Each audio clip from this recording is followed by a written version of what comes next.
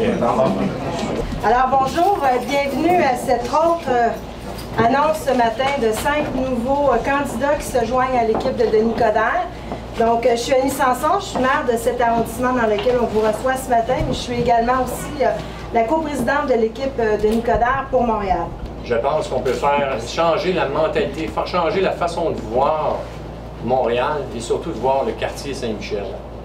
Alors, je suis partant pour une équipe gagnante et je suis fier d'en faire partie. D'autant plus que l'équipe à laquelle je me joins dans mon arrondissement, Annie et Franz dans le quartier Saint-Michel, c'est des gens qui se sont toujours battus pour le quartier. Je vais continuer à appuyer les citoyens de Pierrefonds dans leur vision, dans leur développement, dans leur croissance. J'entends contribuer au développement économique, non seulement de l'arrondissement, mais de la ville de Montréal. L'intégration, l'aide aux jeunes, les familles sont vraiment des préoccupations pour moi. Ça fait des années que je suis à Montréal. J'ai toujours habité le sud-ouest et depuis 2001 exactement, j'habite Ville-et-Marcotte-Saint-Paul. Je me considère vraiment comme actrice de changement dans le milieu. Et je pense que cette implication pour porter l'intérêt des jeunes, des familles et travailler à l'intégration des personnes immigrantes, je peux le porter en fait à un niveau plus élevé. Au lieu que ça soit juste au niveau local, je pense que je serais plus efficace au niveau régional. Pour moi, c'est une première expérience. Je suis en train de vivre avec vous. Et c'est vrai que j'étais très proche de la communauté, je continue à l'être. C'est important pour moi. Très présent, le côté sportif. J'étais vice-président depuis 4-5 années du club de soccer Ville-Pelly. En 2010-2011, j'étais président du club. Aussi impliqué au niveau de l'école, très important pour moi. Et je continue à l'être. Pour moi, c'est important de donner à la communauté, qui m'a beaucoup donné aussi. Ça fait au-delà de 20 ans que je m'occupe du communautaire dans Hochelaga. J'ai bien l'intention de continuer. On a beaucoup de services de la ville qui ont disparu au fil des ans. Je pense qu'avec l'arrivée de M. Coderre à la mairie, on pourrait essayer de régler ces petites choses-là. On a une belle mosaïque. Et aujourd'hui, quand on a des gens comme Claude, Claudia, Yves, Manuel et Patrick, on envoie le message qu'on est vraiment au cœur des citoyens. Et on a déjà 58 candidats officiels. J'ai déjà couvert beaucoup plus que ça, mais déjà sur les 58, il y en a 32 qui viennent ou pour la première fois ou qui tentent de se faire élire. Donc on a plus de 50% de gens qui viennent de l'extérieur, qui représentent un certain 109. Je veux m'adresser aujourd'hui aux gens de Saint-Michel et d'Ontic. Je veux envoyer un message très très clair. Et c'était une des raisons pourquoi je suis allé chercher un gars comme Claude Bricaud. Il y a quelque chose, moi je suis pour l'environnement, moi je suis pour le développement durable, moi je suis pour le compostage. Mais il y a une erreur qui s'est produite, une erreur majeure.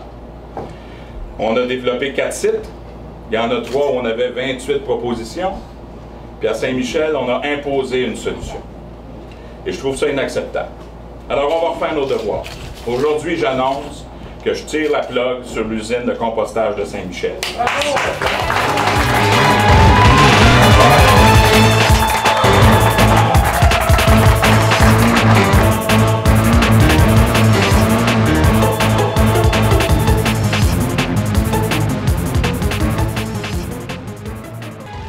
Vous avez annoncé que si vous êtes élu, donc vous allez donc revoir ce projet d'installer l'usine de compostage à Saint-Michel, c'est excellent.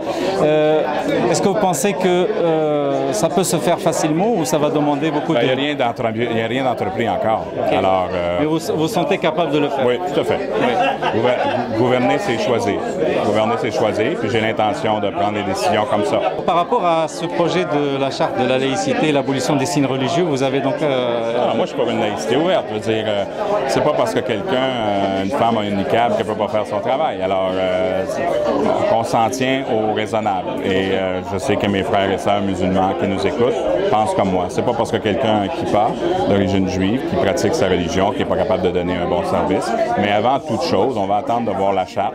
Oui. Puis on va regarder ça. On partira pas en peur. Il y a des ballons politiques. Il y a des gens qui nous essayent pour voir ça va être quoi les réactions. Puis ils vont s'ajuster en conséquence. Alors, mais il y a une réalité montréalaise. Je suis tout à fait heureux de voir qu'une personne comme Lionel Pérez hier a déposé une motion qui a été appuyée à l'unanimité. Alors, c'est ça. Tu ne peux pas être un ancien ministre de l'Immigration, vivre à Montréal depuis 40 ans, puis de se dire, regarde, il y a une réalité auquel on est confronté. Ça n'enlève absolument rien. On ne mêle pas la religion avec la politique, mais d'avoir une croix ou d'avoir un croissant ou d'avoir un kippa ou un turban, pour moi, ça ne change rien. Très bien. Dernière question. En tant que prétendant à la mairie de Montréal, il y a une conférence controversée qui va se dérouler le 7 septembre. Qu'est-ce que vous en pensez? Qu'est-ce que vous pensez de l'arrivée de ces 4 prêcheurs ici à Montréal? Moi, c'est sûr que je vais combattre toute forme d'intégrisme ou de fondamentalisme ou d'extrémisme. Alors, ces gens-là, si c'est le cas, je fais confiance à la population. Très bien. Il y aura des manifestations. Est-ce qu'il y a une éventualité de vous joindre à... Non, je ne serai pas à la manifestation, là, parce qu'évidemment, c'était pas prévu pour moi d'y être, mais déjà en prônant la laïcité ouverte, en prônant la modération, en prônant le respect et la dignité, je pense que j'ai pleinement confiance à la communauté musulmane qui saura bien répondre à ça. J'aimerais avoir votre réaction après l'annonce de M. Coder, s'il est élu, comme quoi il va revoir sa décision d'installer l'usine de compostage dans votre arrondissement. Quelle est votre réaction? Écoutez, je suis très émue et très contente parce que ça fait des mois que je ne pouvais pas en parler. Lorsque je me suis joint avec Denis, ça a été notre condition de base. Et Denis a déjà montré une empathie en disant que ça n'a pas de bon sens dans Saint-Michel. Il était solidaire, mais on ne pouvait pas l'annoncer tout de suite.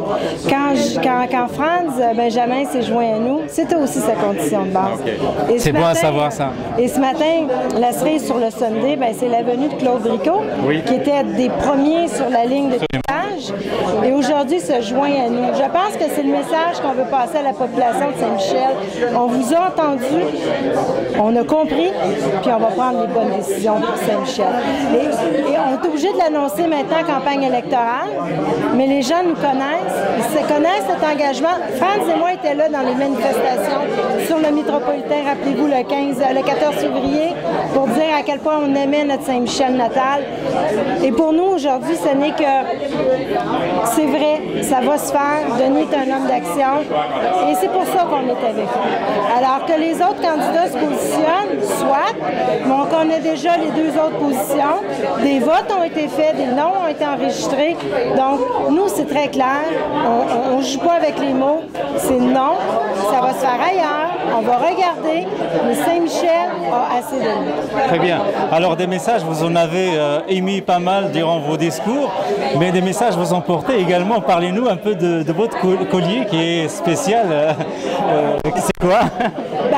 Ces temps-ci, on parle beaucoup de laïcité ouverte. Hier, au conseil municipal, on a déposé, mon collègue Lionel Pérez a déposé un dossier en disant, écoutez, Montréal a une réalité bien différente que d'autres villes à travers le Québec. Montréal, dans le débat de la laïcité actuellement avec Québec, a une place. Et hier, ce qu'on a voté à l'unanimité des membres au conseil, c'est-à-dire à Montréal, ça va. On réussit à vivre avec nos différences. Mais il ne faut pas insister sur nos différences pour nous diviser. Au contraire, il faut se rallier. Et si vous venez dans mon bureau, comme vous êtes déjà venu, vous avez vu que je porte tous les signes religieux que je peux avoir dans mon bureau pour représenter ma population. Dans notre arrondissement, on a plus de 115 communautés culturelles différentes. Et à travers nos différences, ce qui nous relie, c'est qu'on est profondément montréalais. Et par mon collier ce matin, je ne veux pas provoquer, mais je veux dire aux gens que je suis le maire de tout le monde. La religion, ça se fait dans notre tête, ça se fait à la maison et c'est personnel. Et j'ai toujours prôné les différences en disant, vous savez, la liberté d'un s'arrête où la liberté de l'autre commence. Et pour moi, je l'applique à tous les jours. Donc, j'impose pas mes vues. Moi, je fais ma politique, je fais ma religion à ma façon. Tout le monde le fait à sa façon. On se respecte. Dans mon bureau, j'ai un bureau totalement multiculturel. J'ai une employée musulmane, j'ai une employée italienne, j'ai une employée qui est grecque, j'en ai une haïtienne. Finalement, on les a tous. Une belle famille. Bien, c'est une belle famille, puis c'est bien de travailler ensemble parce qu'on apprend. Et je vous dirais qu'on est à l'ère de la mondialisation. Donc, Montréal, c'est tout ça. Alors, dernière question. Des prédicateurs controversés dans notre métropole, qu'est-ce que vous en pensez? Ça, c'est toute une question. C'est une question, moi, je pense, qui touche vraiment les droits et le respect de l'être humain. Et ça fait un recul dans ce qu'on réussit à avoir à Montréal. Montréal, on est reconnu pour notre joie de vivre, pour notre mieux vivre ensemble et cette capacité de travailler ensemble.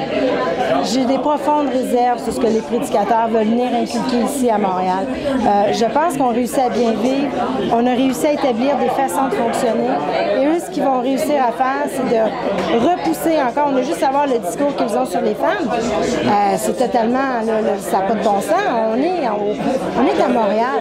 C'est des choses comme ça qu'on doit dénoncer. Et c'est sûr que je vais participer à la marche justement pour dénoncer cette venue-là. Et je serai une des premières à l'avant pour défendre le droit de mes citoyens. Je pense que ce qui est intéressant, c'est de reconnaître en quoi la diversité nous apporte. Comme M. Coderre venait de le dire, les signes religieux n'ont aucun impact en fait sur ce qu'une personne pourrait apporter. C'est vrai que Montréal, on n'a pas besoin de le démontrer, est une ville diversifiée, là où la diversité culturelle est au-delà de ce qu'elle présente est vraiment manifeste. C'est plutôt de travailler à se donner des outils, de profiter de cette diversité tout en respectant les valeurs religieuses de chaque personne. Comment, à votre avis, on doit débattre de ces sujets un peu trop sensibles?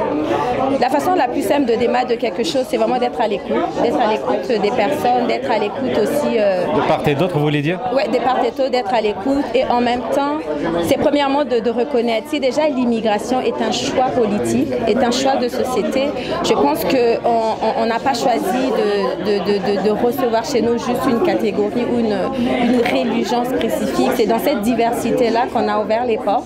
C'est à nous de savoir comment s'accommoder, comment développer des moyens de vivre ensemble, de développer des relations interculturelles et que ça soit harmonieuse et enrichissante pour toute la société.